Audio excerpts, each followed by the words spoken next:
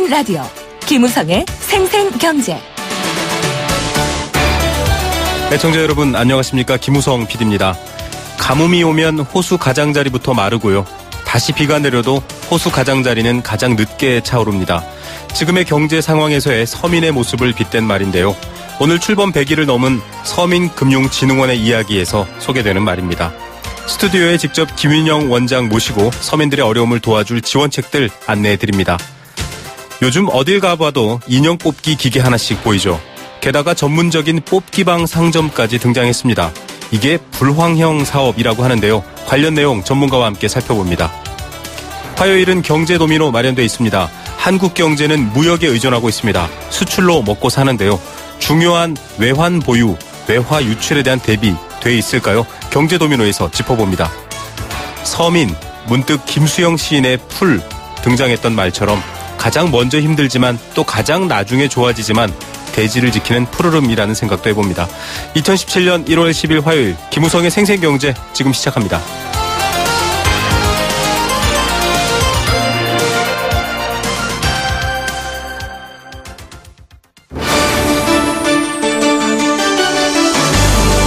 YTN 라디오 김우성의 생생경제.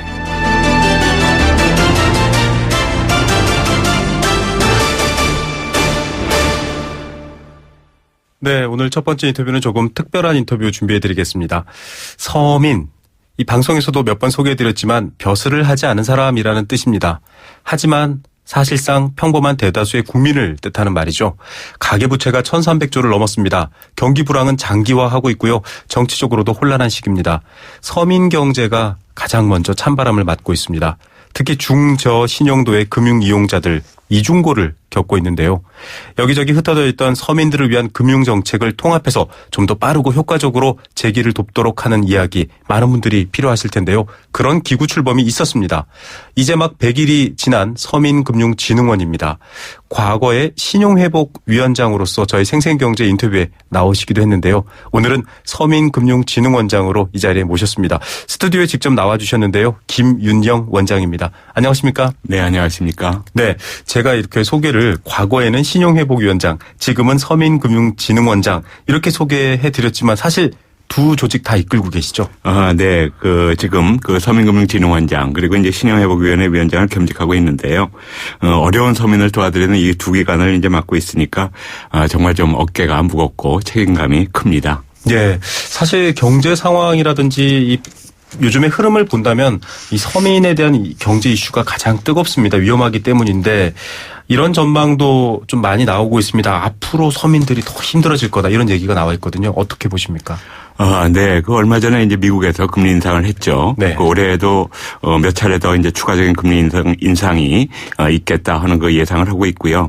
여기에다가 이제 국내 경제도 지금 저성장이 장기화되고 있고 또 이제 가계부채가 지속적으로 증가하면서 정말 매우 힘든 상황입니다. 네. 거기다가 최근에 조류 인플루엔자 영향 등으로 생필품의 물가가 이제 오르고 있어서 서민 경제가 더욱 어려워지고 있는 실정입니다. 네네. 가뭄이 들면은 저수지의 가장자리부터 먼저 마르고 나중에 비가 오더라도 이제 가장자리가 맨 마지막에 물이 차오르지 않습니까? 맞습니다. 이제 마찬가지로 이제 경제가 어려워지면은 서민 취약계층이 제일 먼저 타격을 받고 힘들어질 수밖에 없습니다. 네. 이러한 어려움을 덜어드리기 위해서는 서민들에 대해서 자금 공급을 확대하고 또 일자리 지원 이런 적극적이고 선제적인 대응이 필요한데요. 여기에 저희 서민금융진흥원의 역할이 크게 요구되고 있다고 할 수 있겠습니다. 네, 이 가뭄에 비유해서 말씀해 주시는 걸 들으니까 왠지 김수영 시인의 풀이 생각나기도 합니다. 가장 먼저 일어났다가 또 가장 먼저 눕는 그 얘기 기억나실 텐데요. 말 그대로 정말 서민들이 넘어지지 않을 수는 없겠지만 넘어지더라도 좀 도와주고 일어설 수 있도록 해주는 곳이 바로 서민금융진흥원이다라는 생각이 듭니다. 출범 100일이 넘었는데요. 한 번 더 그래도 이 서민금융진흥원 소개 좀 부탁드립니다. 네, 먼저 서민금융진흥원이 이제 출범하게 된 배경을 말씀드려야 할 것 같은데요. 네네. 이제까지 아시는 바와 같이 정부 또 유관기관의 노력이 컸습니다. 그래서 서민금융이 양적으로 크게 이제 확대돼서 지금 연간 규모가 5조 원이 넘습니다. 서민금융 규모가. 네네. 그래서 미소금융이라든지 햇살론, 바꿔드림론 이런 그 여러 가지 서민금융 서비스가 운영되어 왔는데요. 이런 여러 기관에서 이러한 상품들을 이제 운영하다 보니까 이용자, 그 수요자 입장에서 자기에게 맞는 상품이 뭔지 또 어느 기관에서 그 상품을 취급하고 있는지 잘 모르게 되는 거죠. 맞습니다. 네. 그래서 이제 이용하는데 불편 그리고 이제 혼란을 초래하고 지원의 효율성이 떨어진다는 지적이 많았습니다. 그래서 이제 이런 불편을 해소하고 또 그 서민들의 그 이용 편의성을 높이고자 여러 가지 그 각종 서민금융 상품을 총괄하는 컨트롤 타워 역할을 하는 서민금융진흥원이 이제 작년에 네. 출범하게 된 거죠. 그 한마디로 서민금융진흥원은 서민들 앞으로 자금 대출이라든지 보증 이런 그 각종 금융 서비스뿐만 아니고 취업 지원이라든지 신용교육 그리고 창업 컨설팅 이런 그 비금융 서비스까지 아우르는 서민금융 솔루션을 제공하는 종합 포털이라고 이해하시면 되겠습니다. 네. 말씀해 주신 요목조목에 지금 해당되시는 분들이 많을 것 같습니다. 이게 악순환에 빠져들 수도 있는데 조금 더 싼 이자로 조금 더 재기 가능한 취업 등등들을 다 한꺼번에 다뤄주는 컨트롤 타워다. 이렇게 지금 설명해 주셨습니다. 이용하시는 분들이 그러면 사실 굉장히 폭이 더 넓어졌을 것 같은데요. 어떻습니까? 네. 그 앞서서 그 우리 그 사회자께서 이제 서민이라 네, 그러면 이제 벼슬을 하지 않는 사람이라고 네, 이제 네. 말씀하시지 않았습니까? 근데 저도 이제 사전을 찾아보면은 그 어떤 그 정확한 정의는 내려져 있지 않습니다. 네. 저희가 이제 생각하기에 일반적으로 소득이 낮고 소득이 적고 또 신용 등급이 낮아가지고 은행 이런 그 제도권 금융을 이용하시기 어려운 분들을 서민이라고 이제 지칭하고 있습니다. 네. 그 이런 분들은 이제 자금이 필요할 때 대출받기가 어렵고 또 아까 말씀드린 대로 본인에게 적합한 상품이 무엇인지 알지 못하는 경우가 많죠. 네. 그러다 보니까 그 대부업체 어떤 사금융 등의 이제 고금리 상품으로 쏠리게 되고 그렇게 되면 어려움을 겪고 계신 분들이 많고요. 네. 또 여러 가지 이제 부득이한 사유로 인해 가지고 그 은행 빚을 얻었는데 채무를 연체하고 또 추심의 고통 이런 걸 받는 분들이 많이 있습니다. 네. 이럴 때 이런 분들이 서민금융진흥원에 문의하시면은 금융채무 불이행자에 대한 어떤 채무 조정을 포함해서 자금 대출 이런 그 종합적인 상담을 통해서 도움을 받으실 수가 있게 됩니다. 예. 넘어졌다가 다시 일어설 수 있게 해준다. 정말 이렇게 비유해드리면 맞을 것 같은데요.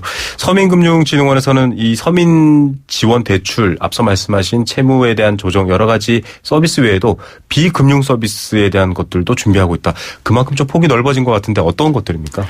네, 그렇습니다. 그 많은 빚으로 이제 고통받으시는 분들에 대해서 저희가 이제 채무 조정을 통해서 지원을 해드린다든지 자금 대출을 해드린다든지 이러한 그 금융 서비스 제공도 이제 중요합니다. 네. 근데 무엇보다 더 중요한 것은 이런 분들이 하루빨리 그 경제 활동에 복귀할 수 있도록 네. 자활, 경제적 재기를 지원하는 게 더 중요하죠.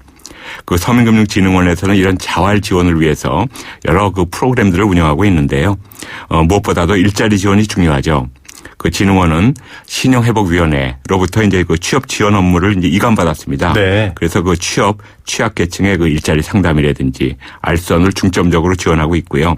창업을 위해서 이제 미소금융을 받고자 하는 분들에게 뭐 창업 컨설팅 서비스를 제공하고 있다든지 햇살론 대출자에 대해서 신용교육을 실시해서 앞으로 이제 발생할지도 모르는 그 신용 문제 이런 걸 이제 예방하고 있습니다.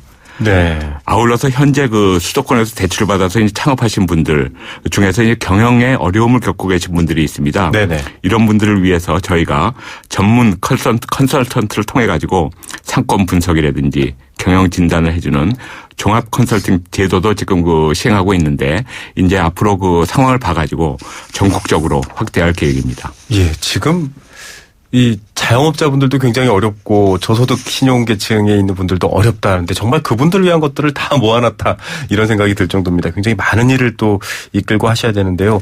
그래서 사실은 이 서민금융진흥원이 서민금융통합지원센터를 만들어서 좀 쉽고 빠르게 접근해서 이용할 수 있겠다 이런 소식이 알려져 있거든요. 좀 더 설명 부탁드리겠습니다. 네, 그렇습니다. 이러한 그 서비스를 보다 이제 가까이서 받으실 수 있는 곳이 바로 이제 서민금융통합지원센터인데요. 네네. 현재 그 서울, 경기, 대전 이런 전국에 총 33개 이제 통합지원센터를 저희가 이제 개소한 바 있고 온라인 홈페이지도 이제 운영 중에 있습니다. 이곳에 오시면은 저희 그 서민금융진흥원을 비롯해서 신용회복위원회, 한국자산관리공사 등 서민금융 유관기관의 그 전문 상담사로부터 종합 상담을 받아보실 수가 있습니다. 네. 그 센터 운영 실적을 이제 간략하게 말씀을 드리면은 채무조정 상담, 그 서민 대출 상담 이거를 이제까지 약 2만 명 하였는데요. 저희가 보면서 그만큼 서민금융에 대한 요구 그리고 이제 수요가 많다는 것을 느끼고 있습니다. 그래서 저희가 지금 정부와 협의 중에 있습니다만 올해에는 이 통합지원센터를 40개소까지 이제 확대 운영해서 네. 서민들의 어떤 그 편의성, 접근성을 높일 계획입니다. 특히 이제 그 저희 통합지원센터에서는 현재 그 정부에서 이제 전국에 운영하고 있는 고용복지 플러스 센터가 있습니다. 네. 여기하고 연계해서 그 복지 서비스, 즉 실업급여라든지 이런 복지 서비스까지 제공하고 있습니다. 네. 작년에 그 서울, 대전 이런 그 3개 통합지원센터하고 고용복지 플러스 센터를 화상 상담 시스템으로 저희가 연결을 해가지고 네네. 쌍방향으로 서비스를 시범 운영하고 있습니다. 네. 향후에 이제 저희가 이 운영 상황이라든지 그 수요를 봐가지고 이런 그 화상 시스템도 전국적으로 확대해 나갈 예정입니다. 굉장히 이 촘촘하게 또 그간에 여러 가지 흩어져 있던 것들을 모아서 접근 가능하게 만들었다라는 생각이 듭니다. 이용하려면 어떻게 해야 할까요? 네, 그 서민금융진흥원 이제 통합 콜센터 1397번이 있습니다. 일로 문의하시면은 전문 상담사가 서민금융 서비스에 대해서 상세한 안내를 해드리고 있고요. 또 앞에 이제 말씀드렸던 서민금융 통합지원센터 홈페이지에 들어가셔가지고 본인에게 가장 가까운 센터를 찾아서 직접 방문하셔도 됩니다. 네. 이 서민금융진흥원과 또 신용회복위원회 두 조직을 이끌고 계신 김윤영 원장님 지금 함께 인터뷰하고 있습니다. 많은 분들이 이용하면 직원들이 일이 너무 많아서 힘들어지지 않을까요? 이렇게 많이 알려도 괜찮을까요, 원장님? 근데 이제 저희들이 이제 하는 일들이 네. 이제 어려운 분들을 도와드리는 일 아닙니까? 그렇죠. 그러니까 저희 직원들 뭐 저를 포함해서 이제 사명감을 갖고 진짜 요즘같이 이제 어려운 시기에 더욱더 이제 열심히 일해야 되겠다는 생각이 듭니다. 예. 정말 뭐 경제 최전선에서 일하고 있다라는 생각이 들고요. 자, 여러분들 뭐 여러 가지 나라에서 하는 일 아니야? 혹은 뭐 공공기관이 하는 일 아니야? 이런 편견 버리시고요. 1397번 전화하시면 상담 받으실 수 있고요. 서민금융통합지원센터가 전국에 생기고 있습니다. 여기에 가시면 풍선효과라고 부르죠. 은행 대출 때문에 고금리로 가신 분들, 여러 가지 어려운 분들, 창업하시는 분들 다 도와주는 서민을 위한 정말 금융 최전선입니다. 여러분들 이용 많이 해주시고요. 그게 더 보람 있는 일일 것 같습니다. 자, 100일 정도 지났습니다. 사실 지난 봄에 신용회복위원장으로서 저희가 인터뷰에 모셨을 때만 해도 좀 통합돼야 된다. 너무 제각각 흩어져 있어서 필요하다라고 했는데 결국 멋지게 출범을 했습니다. 100일 정도 지났는데요. 좀 성과랄까요? 소회 얘기해 주신다면요. 네, 그렇습니다. 출범한 지 이제 100일이 좀 지났죠. 근데 개인적으로 정신없이 이제 금방 지나간 것 같기도 하고 또 한편으로는 그 출범한 지 굉장히 오래된 것 같은 그런 느낌도 들어요. 네네. 일단 그 기간 동안에 저희가 그 서민금융 컨트롤 타워로서 그런 역할, 업무를 이제 효과적으로 이제 수행하기 위해서 내부적으로 조직, 인력을 이제 확충하고 인프라를 구축하는데 힘을 쏟았습니다. 네네. 기능적으로 말씀드리면은 먼저 그 신용보증재단 중앙회로부터 근로자 햇살론을 이제 저희가 이제 이관을 받았고요. 네. 국민행복기금 사무국을 진흥원에 설치했습니다. 이로써 기존에 저희가 취급하고 있던 미소금융과 함께 그 햇살론이라든지 바꿔드림론 등 서민금융 상품을 총괄해서 운영할 수 있게 되었고요. 서민금융 상품 중개 업무를 해오던 한국이지론이라고 있습니다. 네.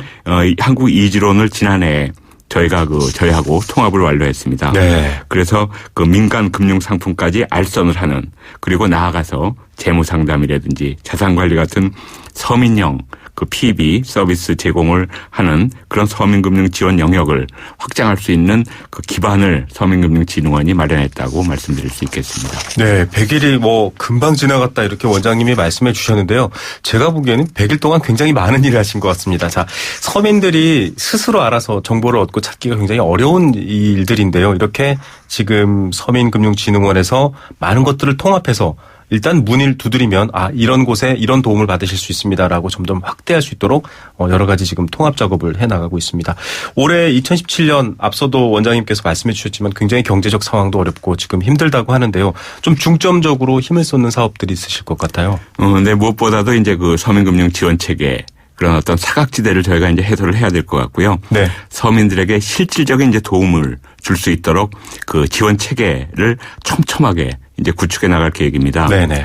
먼저 저희가 서민금융 상품을 모아놓다 보니까 유사하거나 중복되는 상품, 이런 상품들을 통합하고 개편하고 또 서민금융 이용자 개개인의 특성을 저희가 이제 분석을 해서 맞춤형 신상품을 개발하는 작업을 이미 착수를 했습니다. 아, 네. 그리고 저희가 서민금융 대출을 받아서 성실하게 생활하고 계신 분들에 대해서 인센티브를 더욱 이제 강화할 계획입니다. 이를 통해 가지고 그분들의 자활, 재기를 이제 지속적으로 도울 계획이고요.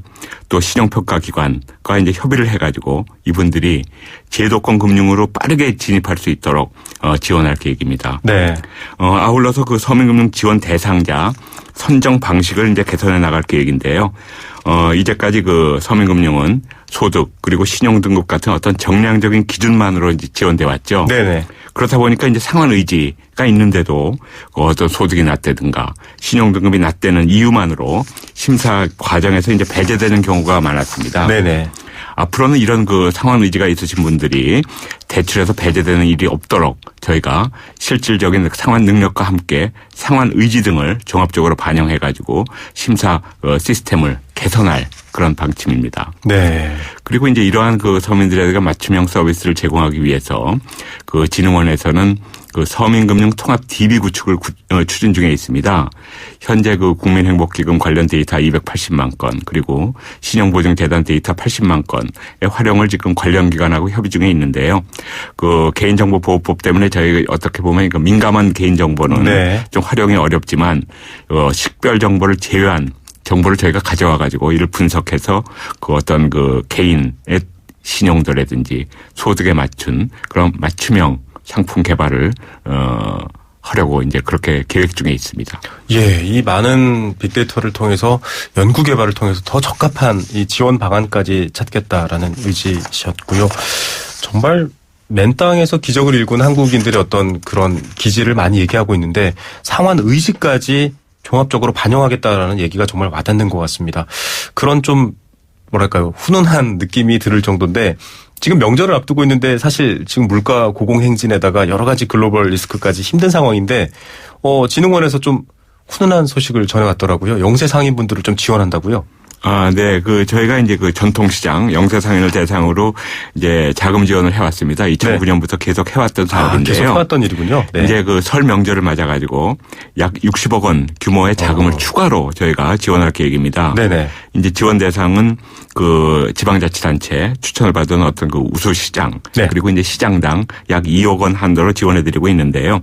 앞으로도 저희 진흥원이 이런 전통시장을 살리기 위해서 적극적인 노력을 다하겠습니다. 예, 전통시장도 역시 유통업계로 치자면 서민에 해당될 텐데요. 이분들 명절에 시장당 한 2억씩 지원이 대출금이 나갈 수 있다고 한다면 굉장히 숨통이 트일 일일 것 같습니다.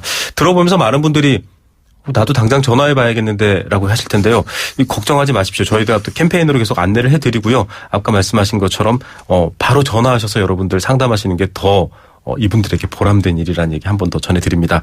자, 이제 마지막으로 출범 100일이지만 100년을 내다봐야 할 것 같습니다. 서민금융진흥원 초대 원장을 맡으셨는데요. 앞으로 어느 방향으로 가야겠다 한 말씀 부탁드립니다. 물론 서민금융진흥원이 이제 추구해야 될 어떤 가치는 당연히 서민들의 어떤 삶을 보다 이제 편리하게 이제 해주는 것이겠죠. 네. 근데 저희한테 이제 찾아오시는 분들이 어려운 분들이다 보니까, 이렇게 이제 얘기를 많이 합니다. 가장 어려우신 분들이 채무를 얻어가지고, 연체를 해가지고, 금융채무 불이행 상태에 계신 분들이 제일 어렵죠. 네네. 그리고 이런 분들은 혼자, 저희가 이제 함정에 빠졌다라고 이제 비유를 많이 하는데, 네네. 함정에서 나오기가 어렵습니다. 그렇죠. 그럼 이제 저희가 동아줄을 내려가지고 이분들을 이제 함정에서 꺼내줘야 되는데요. 네. 어떤 분들은 함정에서 너무 오래 계셔가지고 함정에서 나오셔가지고 제자리에 서지 못하시는 분들이 있습니다. 네네. 그럼 저희가 이분들을 자립할 수 있도록 자활할 수 있도록 취업 지원이라든지 이런 지원을 통해 가지고 네. 혼자 홀로 서게 이제 도와드리는 것이죠. 네. 이제 이런 부분보다 저희가 이제 더 중요하게 생각하는 것은 이분들이 함정에 빠지지 않도록 어떤 금융교육이나 신용교육을 통해 가지고 맞습니다. 이걸 예방하는 것이 가장 중요하다고 네네. 생각이 되고요. 이런 부분은 이제 정부에서도 지금 이제 신경을 써가지고 금융교육을 이제 강조를 하고 있습니다. 그래서 저는 이제 서민금융진흥원이 앞으로 나아가야 될 방향이 어떤 이런 금융 대출을 통한 지원 그리고 자활제기 그리고 그 신용교육, 금융교육 이러한 것이 아우러지는 그런 모습이 돼야 되지 않을까 생각이 됩니다. 대한민국 서민들을 가장 강하고 건강하고 또 똑똑한 금융생활자로 만들 수 있는 든든한 후원기관이다. 이 원장님께서 계획하신 뜻대로만 되면 정말 그렇게 된다라는 생각을 하게 됩니다. 자금 지원뿐만 아니라 예방으로서의 금융교육까지도 신경 쓰고 있다고 하니까요. 여러분들도 지켜보고 또 응원해 주시기 바랍니다. 자, 원장님 오늘 시간 내주셔서 감사드립니다. 네, 고맙습니다. 네, 지금까지 서민금융진흥원 김윤영 원장이었습니다.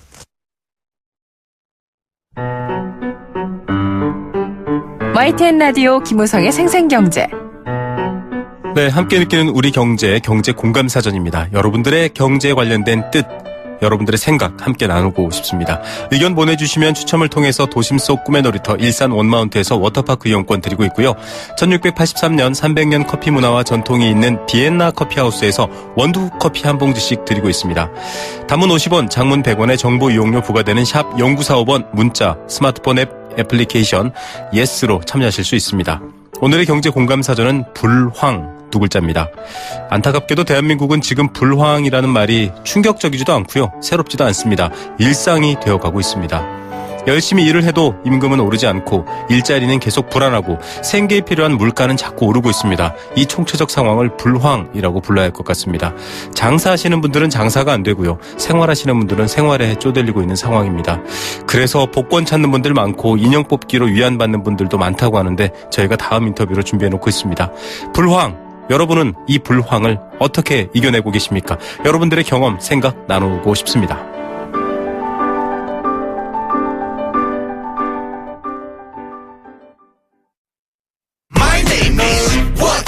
투자를 튼튼하게 KB증권 자산을 든든하게 KB증권 내일을 탄탄하게 KB증권 KB금융그룹과 현대증권이 만나 KB증권으로 새롭게 시작합니다. KB증권 KB증권 영어가 안 되면 시원스쿨. 영어가 안 되면 시원스쿨. 영어가 안 되면 시원스쿨 오세요. 안 된다, 늦었다. 생각 말고. 영어가 안 되면 시원스쿨.com. 진짜 쉽다. 컴온. 해피쉐비 뉴 이어. 출발하기 좋은 1월 스파크를 만나보세요. 콤보 할부로 70만원. 16일까지 출고 시 30만원, 5년 이상 차량 보유 시 20만원. 최대 120만원까지 할인됩니다. 할부원금 500만원 이상 일부 차량 제외. 1월 한 달 홈페이지 참조. Chevrolet Find New Roads. 생생경제 일부 포스코와 함께했습니다. 캠페인 듣고 경제 톱뉴스로 돌아옵니다. YTN 라디오 캠페인. 물 없는 한라산, 물 없는 제주 바다를 상상할 수 있나요? 제주의 아름다운 자연과 풍경은 깨끗하고 건강한 물이 있기에 가능합니다. 제주를 아름답게 만들어주는 건강한 물은 우리의 몸과 마음도 아름답게 만들어줍니다. 건강한 몸과 마음을 지키는 이유. 아름다운 물을 사랑하고 지키는 일에서부터 시작됩니다. YTN 라디오 아름다운 물 캠페인은 광동제약과 제주특별자치도 개발공사와 함께합니다.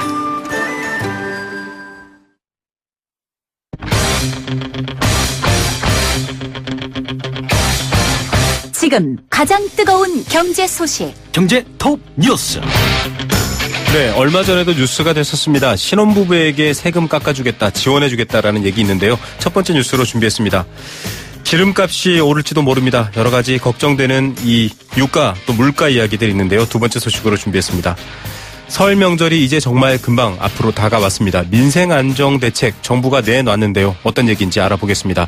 이 시각 가장 뜨거운 경제 톱뉴스 비즈니스워치 김준동 기자 연결합니다. 안녕하십니까? 네, 안녕하세요. 네, 지금부터 올해부터 3년 동안 신혼부부에게는 100만 원의 세금을 깎아주네요. 네, 기획재정부가 이 조세특례제한법 개정안을 입법 예고했습니다. 이번 개정안은 새 경제정책 방향에서 담긴 내용인데요. 우선 이 혼인세액 공제를 신설해서 2019년까지 적용하기로 했습니다. 했습니다. 이에 따라서 총 급여 7천만 원 이하 근로자나 이 종합소득 금액 5,500만 원 이하 종합소득자가 결혼을 하면 1인당 50만 원, 또 맞벌이 부부는 100만 원까지 세액공제를 받을 수 있습니다. 올해부터 3년간 결혼하는 신혼부부에게 최대 100만 원의 세금을 깎아주겠다고 한 것으로 좀 보시면 될 것 같습니다. 예, 좀 이 단기적인 정책이 아니었으면 하는 바람도 있습니다. 네. 휘발유와 경유 등 자동차 연료비 상승세로 이제 전환하고 있네요. 네, 그 통계청에 따르면 지난달에 휘발유 소비자 가격이 전년 동월 대비 1.4%, 또 경유는 2.8% 오른 것으로 집계가 됐습니다. 전년 동월과 비교해서 휘발유와 경유 소비자 가격이 오른 건 무려 41개월 만인데요. 그 휘발유 소비자 가격은 2013년 7월 1.7% 상승을 끝으로 이 하락세로 돌아선 후에 작년 11월까지 마이너스 행진을 이어왔습니다. 경유 역시 마찬가지였고요. 이 연간 기준으로 보면 휘발유 가격과 그 경유 가격 모두 2013년부터 작년까지 4년 연속 떨어졌었는데 이번에 좀 오름세를 돌아서는 변곡점이 된 겁니다. 네. 앞으로 이게 기름값이 계속 올라갈 가능성이 있는 건가요? 네, 맞습니다. 최근 휘발유와 경유 소비자 가격이 수년간의 하락세를 끝내고 이제 상승 전환한 이유를 보면 국제유가가 좀 계속 오르고 있기 때문인데요. 이 석유 수출국 기구가 지난해 9월에 원유 감산에 좀 합의를 하면서 강세를 보이기 시작해서 이 러시아와 멕시코 등 비오페크 산유국이 동참을 하면서 이 국제유가가 좀 급등세를 타고 있습니다. 이에 따라서 서울 지역 휘발유 평균 가격이 지난 9일에 1,600원대로 좀 올라섰고요. 이 국제유가 상승이 시차를 두고 이 국내 기름값에 좀 반영이 된다는 사실을 좀 감안을 하면 네. 당분간 국내 주유소 기름값도 계속 좀 오를 것으로 좀 그렇게 전망이 되고 있습니다. 걱정거리 하나가 더 추가된 느낌일 것 같습니다. 예, 이 얘기 들으시는 분들은 그렇고요. 자, 그래서 지금 설 앞두고 정부가 민생 안정 대책을 내놨는데 어떤 내용입니까? 네, 김영란법 개정 시행 이후에 처음 맞는 명절인데요. 물론 청탁금지법 개정에 대한 좀 논의도 나오고 있긴 한데 아직 그 선물 기피 심리에다 주요 식료품 가격까지 좀 오르면서 소비 심리가 위축될 수 있다는 판단에 따라서 좀 민생 안정 대책을 좀 내놨습니다. 네. 우선 이 설 성수품에 대해서 다양한 할인 행사를 좀 실시를 하는데 오는 13일부터 농협과 공영 홈쇼핑 또 농협 특판장과 직거래 장터에서 이 설 성수품과 선물 세트에 대해서 최대 30%까지 할인 판매에 나섭니다. 또 이 사과와 달걀 같은 주요 품목의 공급 물량도 좀 늘리기로 했는데요. 특히 AI로 이 공급 물량이 좀 부족한 달걀은 이 반출 물량을 최대한 늘리고 할당 관세 적용 등을 통해서 설 명절 전에 이 수입 달걀이 좀 국내 유통이 될 수 있도록 조치하기로 했습니다. 예, 명절에 이 계란 참 많이 쓰이는데요. 네. 특별 물가 관리를 한다 이런 얘기도 있네요. 네, 이 설 명절 전까지 사과와 달걀 등 20개의 농축수산물과 삼겹살과 밀가루 등의 서비스와 생필품 12개 등 이 총 32개 주요 품목에 대해서 매일 특별 물가 관리를 실시하기로 했습니다. 이 농식품부와 해수부로 구성된 이 성수품 수급 안정 대책방을 만들기로 했고요. 또 행정자치부와 각각의 지자체의 물가대책 종합 상황실을 만들어서 이 물가 동향 파악은 물론이고 이 농축수산물의 수입 가격 동향 점검도 좀 강화하기로 했다고 합니다. 예, 민생에 관련된 건 좀 정부가 나서도 시장이 크게 혼란은 아닐 것 같습니다. 네. 다른 얘기로 좀 넘어가 보겠습니다. 유한 킴벌리의 방향제 등 18개 제품이 전량 회수된다. 어떤 문제가 있는 겁니까? 네, 환경부와 산업통상자원부가 작년 하반기에 이 생활화학 제품 전수조사를 실시했었습니다. 네. 이 조사 대상은 유해 우려 제품 15개 품목과 공산품 4개 품목 등 총 23,388개의 제품이었는데 그 결과 18개 제품이 이 전문가들이 평가한 위해 우려 수준을 초과한 것으로 나타났습니다. 그만큼 좀 몸에 기준치를 초과한 건 아닌데 인체에 좀 위해를 줄 수 있다는 건데요. 네. 그래서 좀 전량 회수 조치에 좀 들어가기로 했습니다.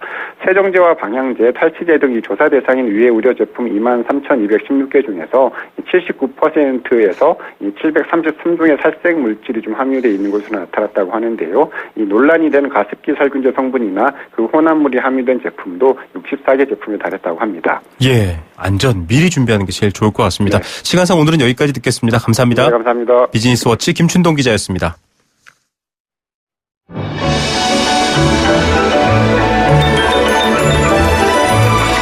오늘의 경제를 들여다보는 시원한 창. YTN 라디오 김우성의 생생경제 생생 인터뷰. 네, 두 번째 생생 인터뷰 보내드립니다. 요즘 번화가 지나가 보신 분들 독특한 상점 보셨을 겁니다. 주인도 없고 호객행위도 안 합니다. 그런데 사람들은 북적거리고 서 있습니다. 가만히 보면 현금 교환기와 냉장고만한 인형 뽑기 기계들만 나란히 서 있습니다. 이른바 뽑기방입니다. 그 숫자가 1년 사이에 25배나 늘었습니다. 이런 뽑기방 말고도 큰 건물 또 상가에 가보면 인형 뽑기 기계들 쉽게 눈에 띕니다. 그만큼 수요가 있기 때문일 텐데요. 이렇게 폭발적으로 뽑기방이 성행하는 배경은 뭘까요?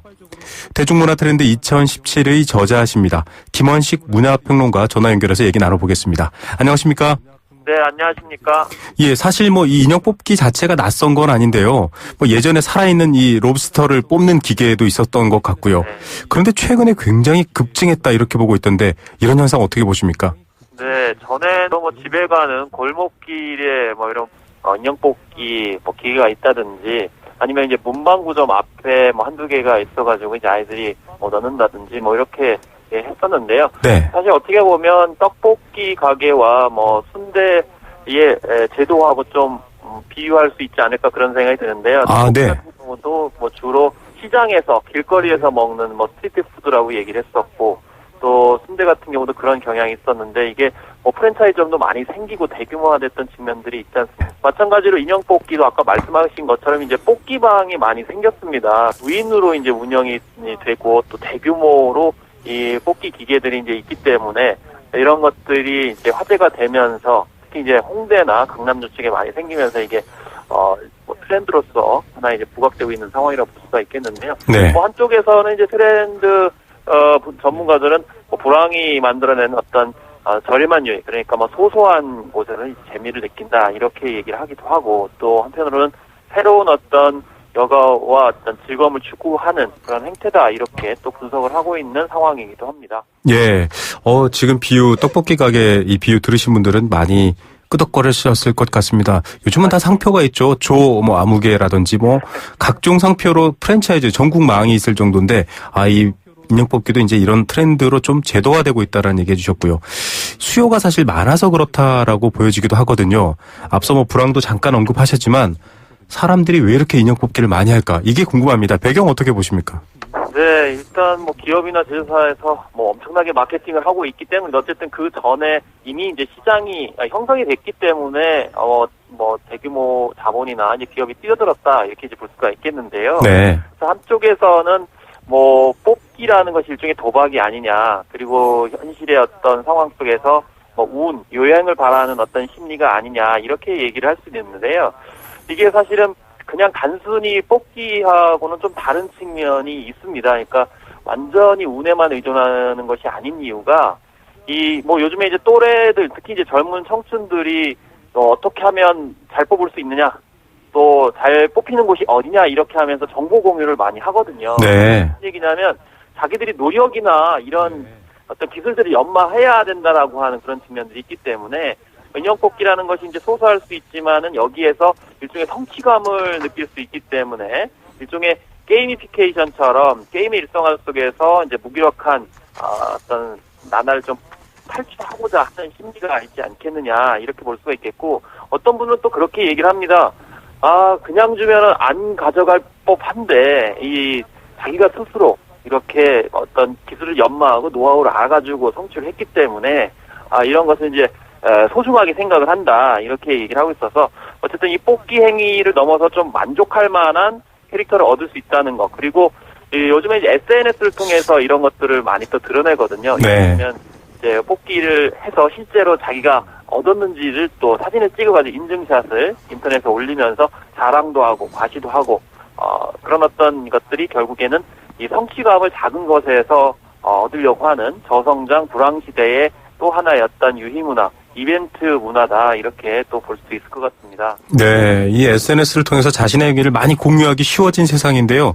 잘 뽑히는 곳, 뽑히는 기술도 공유한다고 하니까 저는 여태까지 도전해서 다 실패했는데요. 한번 들여다봐야겠다라는 생각도 듭니다. 이 해외는 어떨까 좀 궁금합니다. 저희 YTN 서울타워도 가보면 큰 규모의 뽑기 위락시설, 이 뽑기방이 마련돼 있거든요. 외국인들도 굉장히 많이 자연스럽게 즐기던데요. 해외에도 이런 현상이 있었습니까? 사실 이제 일본 같은 경우에는 우리보다 앞서서 이런 인형 뽑기방이 이제 많이 구비가 돼 있고 훨씬 더 다양하다라는 것이 대체적인 평가라고 볼 수가 있겠습니다.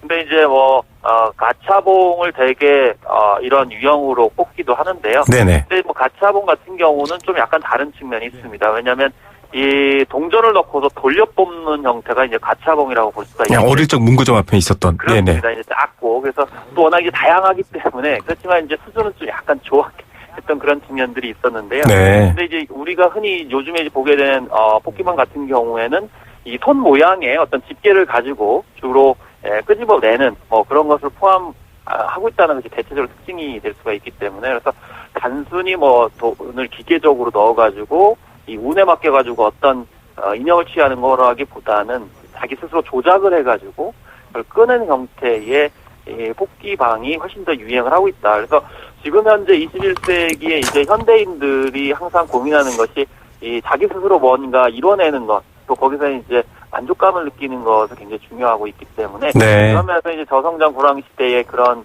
측면들이 대리 만족하고 있지 않나. 그래서 국방이라든지 이런 것들이 유행한 것도 결국에는 옛날처럼 그냥 단순히 남이 요리한 거 보는 게 아니고 간단하지만 그래도 자기가 레시피를 통해 가지고 만들어서 먹고 나누고 이런 것들에 열광하고 있는 대중심리와 이런 뽑기방이 좀 연관성이 있지 않을까 그런 생각을 해보고 있습니다. 네, 이 금수저 흑수저 얘기처럼 참 박탈감이 큰 시대입니다. 역시 요행이긴 하지만 내 노력이 개입된다라는 것 때문에 더 성취감을 느낀다라는 게 좀 왠지 정말 웃픈 풍경 같기도 합니다. 뽑기방, 인형 뽑기방 열풍 이야기였습니다. 오늘 말씀 감사드립니다. 예, 감사합니다. 네, 문화평론가 김원식 선생이었습니다.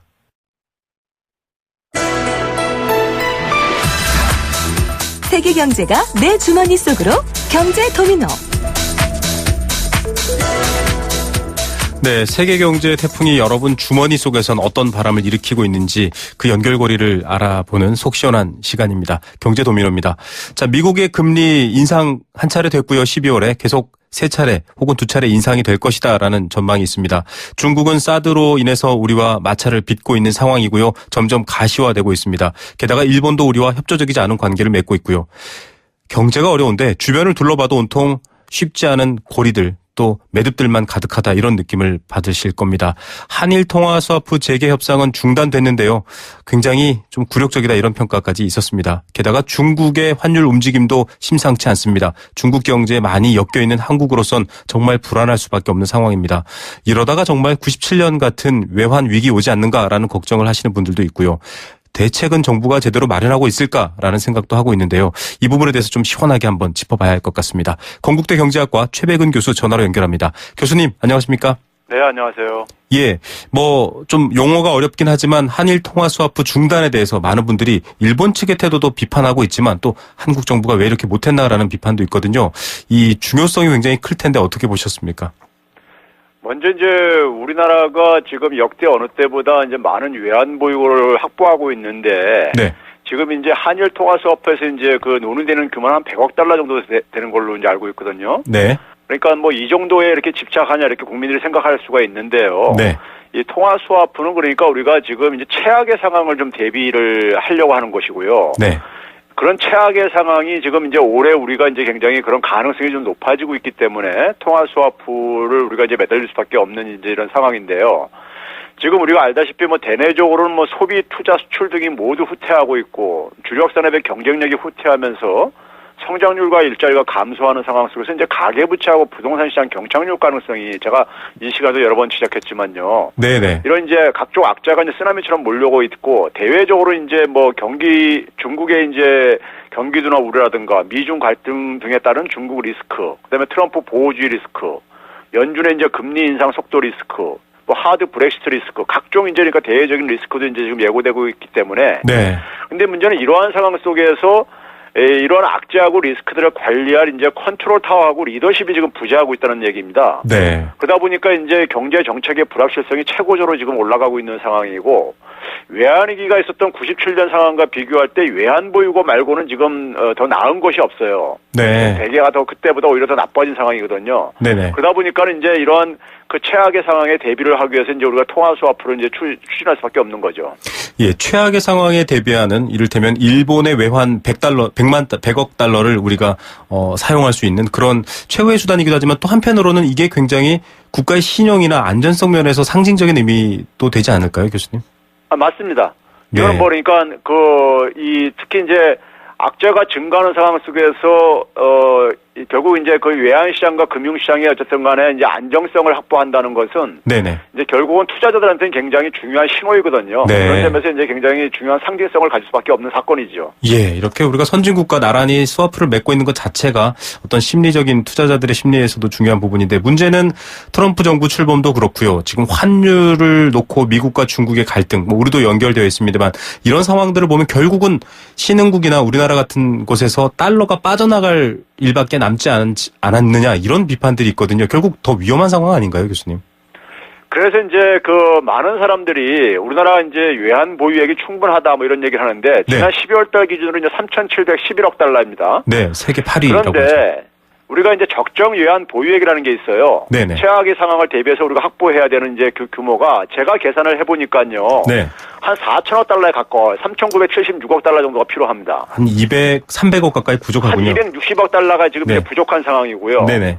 거기다가 이제 여기에는 포함이 안 된 게 뭐냐면 우리나라 기업들이 해외 현지 법인들을 만들어가지고 거기서 차입한 달러가 포함되지 않고 있습니다. 네. 그러니까 삼성전자가 영국 런던에 그러니까 자회사를 만들어가지고 거기서 그러니까는 달러 표시 채권을 발행을 해가지고 차입한 돈들이 있어요. 네. 근데 이러한 것들도 결국은 이제 그러니까 국내에서 결국은 지원을 할 수밖에 없거든요. 국내 모기업이요. 네. 이런 것들이 이제 국가 부채는 안 잡히고 있는 게 지금 현재 이제 문제다 보니까는 그거고요. 네.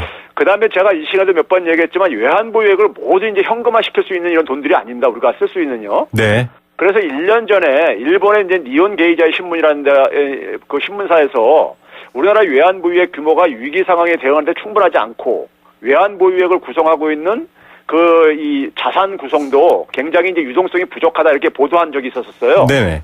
당시에 이제 한국은행에서는 이걸 이제 반박을 했는데 제가 볼 때 한국은행의 반박도 일부는 일리는 있지만은 분명한 것은 한국은행이 보유하고 있는 외화 자산이 100% 현금성 자산이라고는 보기 어렵다는 점에서 네네. 일본의 이제 니혼게제 신문 지적이 저는 이제 일정한 이제 의미를 갖고 있다고 보고 있고요. 그런 점에서 이제 일본에서는 이 사실을 알기 때문에 이렇게 배짱을 튀기는 거죠. 네. 우리가 더 아쉬운 소리를 해야 될 입장이라는 걸 알고 있고 이 분석만 차용하더라도 그렇기 때문에 한일 통화 스와프도 이렇게 참 어처구니 없이 중단이 된 상황인데요. 지금 괜찮다라고 말하는 뭐 주로 정부 쪽이긴 합니다만 앞서 말씀하신 3,711억 달러도 세계 8위 규모로 안정적이다. 또 아시아개발은행 및 한중일 아세안 재무장관 회의가 열리는데 여기서도 한 154억 달러 정도 여유를 만들 수 있다. 그러니까 그래도 좀 안심하십시오. 이런 얘기를 던지고 있거든요. 어떻게 보십니까? 이게 이제 소위 말해서 치앙마이 이니셔티브라고요. 네네. 이제 아시아가 외환위기 겪고 나가지고 이제 그러니까 서로 이제 외환위기를 대응하기 위해서 아시아 공동기금을 마련했습니다. 네. 마련했는데 한중일하고 이제 아세안 10개국에서 13개국이 이제 출자를 해가지고 마련한 건데요. 근데 여기에 이제 우리가 중요하게 봐야 될 부분이요. 이게 이제 이명박 정부 때 이걸 추진한 건데 이것도 제가 볼 때 실패한 통상 정책, 외교 정책의 하나인데요. 네네. 주요 의사 결정을 보게 되면은 자금 지원 관련 사안의 경우에는 다수결로 결정하게 돼 있어요. 다수결이요? 네. 예. 그러니까 이제 보게 되면 근데 이 의결권이 중국하고 일본이 32%를 갖고 있습니다. 네. 그다음에 이제 아세안 국가가 20%를 갖고 있어요. 네. 한국이 나머지 16%를 갖고 있는데요. 네네. 한국은 그러니까 중국하고 일본 어느 거하고 합해도 50%를 못 채웁니다. 48%뿐이 안 되어져요. 네. 아세안은 근데 20%니까는 중국과 일본 어디하고 하나가 결합되게 되면 50%가 넘게 되죠. 네네. 그렇기 때문에 우리 같은 경우는 결국은 이제 캐스팅 보트 역할을 할 수 있는 이런 이제 그러니까 의결권이 아니에요. 당시에 이제 외무부에서는 이제 그러니까는 이 외교통상부에서는 아세안 국가들 10개국이 20%를 나눠 갖고 있는 것보다 크다고 이렇게 자화자찬했었는데 네네. 이게 아무 그냥 돈만 많이 출자하고 별로 그러니까 실효성이 없는 의결권인 거예요. 결과적으로는 그러면 결국 중국과 일본이 우리 편을 안 들어주게 되면은 안 들어주고 아세안이 뭘 안 들어주게 되면 우리는 꼼짝달싹 없이 이걸 그러니까 우리가 완전하게 확보한 돈이라고 우리가 볼 수 없는 거죠. 쓸 수 없는 불완전한 카드다 이렇게 보는데요. 당장 좀 어떻게 외환 보유고 확보를 위해서 좀 시급하게 취할 수 있는 조치는 있을까요? 저는 이게 우리가 이제 국가 이익과 관련해가지고 이제 정치와 경제 문제를 분리해서 접근할 수 없다고 봅니다. 네네. 일부 이제 언론들에서 이제 그러니까 이게 이제 정경 분리 원칙을 안 지킨다고 이렇게 이제 타령들 하고 있는데 그건 제가 볼 때 너무 이제 순진한 사고이고요. 네네. 저는 첫 단추는 잘못 낀 비용을 지불하고 있다고 보고 있습니다. 비용을 지불하고 있다. 남북 관계가 파탄되면서 한미일 간 대북제재 공조체제 구축 위해서 이제 한일 위안부 졸속 해부하고 개성공단 폐쇄로 이어지고 사드 배치 등으로 이어지면서 이런 연장선에서 이해할 필요가 있다는 얘기고요. 네네. 그래서 박근혜 정부가 초기만 하더라도 이제 예교는 이제 그러니까 성과 중에 하나로 거론되곤 했는데 당시에 그럴 수 있었던 것이 미국과 중국 사이에서 이제 모호성을 유지해 왔었던 거예요. 네. 근데 이제 미국과 중국은 선택을 강요하죠. 자기 편 들어달라고요. 그러려면 이제 남북관계 정상화, 즉 남북한이 한반도 문제를 주도해야만 가능한데 남북관계 파탄으로 이제 모호성 유지가 불가능해졌죠. 예. 그러면서 이제 한국은 이제 그러니까 미국과 일본 편에 이제 그러니까 쏠리게 된 거고 그 이유가 지금까지 이어지는 사태들인데요. 네. 결국은 이제 정부 정상화가 저는 시급하다고 봅니다. 국민 예. 지지를 받는 새 정부가 네. 박근혜 정부에서 뒤틀려져 버린 알겠습니다. 그러니까 외교를 정상으로 돌려야지만이 네. 지금 어느 때보다 불확실성이 세계 경제가 커지고 있는 상황인데 예. 이러한 상황 속에서 대외적 리스크를 최소화시킬 것이고요. 네. 또 하나 중요한 건 이제 결국 경상수지 흑자 규제 유지인데요. 네네. 이를 위해서는 이제 추락하는 산업 경쟁력 강화가 시급합니다. 네, 알겠습니다. 교수님 오늘 말씀 감사드리고요. 다음 주에 또 뵙겠습니다. 감사합니다. 네, 감사합니다. 네, 건국대 경제학과 최백은 교수였습니다. 투자를 튼튼하게, KB증권 자산을 든든하게, 내일을 탄탄하게. KB증권 KB금융그룹과 현대증권이 만나 KB증권으로 새롭게 시작합니다. KB증권 KB증권. 영어가 안 되면 시원스쿨 영어가 안 되면 시원스쿨 영어가 안 되면 시원스쿨 오세요. 우리 같은 영어 왕 초보에게도 정말 좋아요. 영어가 안 되면 시원스쿨.com 진짜 쉽다. 컴온. 올뉴 말리부 국토교통부 선정 2016 올해의 안전한 차 수상기념 최대 140만원 할인 프로모션. 콤보 할부 이용 시 80만원, 5년 이상 차량 보유 시 추가 30만원, 1월 16일까지 조기 출고 시 30만원 할인까지. 올뉴 말리부. 할부원금 1,000만원 이상, 조기 출고 할인은 2,000명 선착순, 일부 모델 및 차량 제외. 1월 한 달간 홈페이지 참조. Chevrolet. Find new roads. 네, 생생경제 포스코와 함께했습니다. 경제와 정치가 분리될 수 없고요. 정치와 서민들의 삶도 분리될 수 없겠죠. 오늘 순서 여기까지입니다. 내일 오후 3시 10분에 힘되는 경제 이야기로 찾아오겠습니다. 김우성의 생생경제였습니다.